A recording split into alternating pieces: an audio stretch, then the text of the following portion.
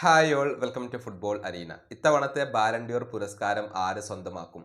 ഈ ചോദ്യത്തിനുള്ള ഉത്തരം അടുത്ത മാസം 22-ാം തീയതിയാണ് നമുക്ക് ലഭിക്കുക. ബാലൻഡിയോർ പുരസ്കാര ജേതാവിനെ അന്നാണ് പ്രഖ്യാപിക്കുക. അതിന് മുന്നോടിയായുള്ള നോമിനി ലിസ്റ്റൊക്കെ ഇപ്പോൾ പുറത്തേക്ക് വന്നിട്ടുണ്ട്.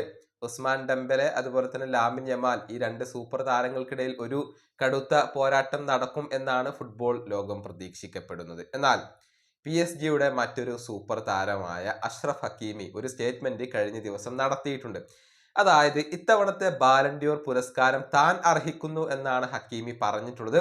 അതിന്റെ കാരണം അദ്ദേഹം ചൂണ്ടിക്കാണിക്കുന്നത് അറ്റാക്കിങ്ങിലും ഡിഫെൻഡിങ്ങിലും ഒരുപോലെ മികവ് പുലർത്തുന്നു എന്നുള്ളതാണ്.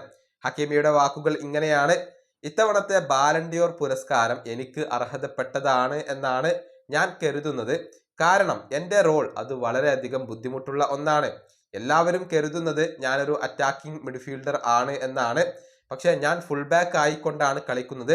എനിക്ക് ഡിഫൻസിനെ പറ്റി കൂടി ചിന്തിക്കേണ്ടതുണ്ട്. രണ്ട് റോളും എനിക്ക് നോക്കേണ്ടതുണ്ട്.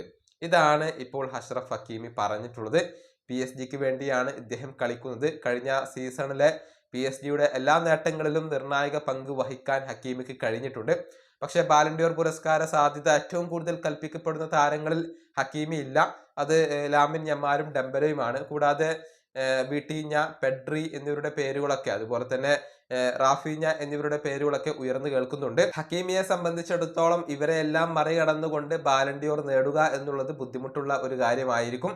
പക്ഷെ അദ്ദേഹം പറയുന്നത് അദ്ദേഹമാണ് ഇത്തവണത്തെ ബാലൻഡിയോർ പുരസ്കാരം അർഹിക്കുന്നത് എന്നാണ്. ഈ വീഡിയോ അവസാനിപ്പിക്കുന്നു. അടുത്തൊരു വീഡിയോ കൊണ്ടും കാണാം.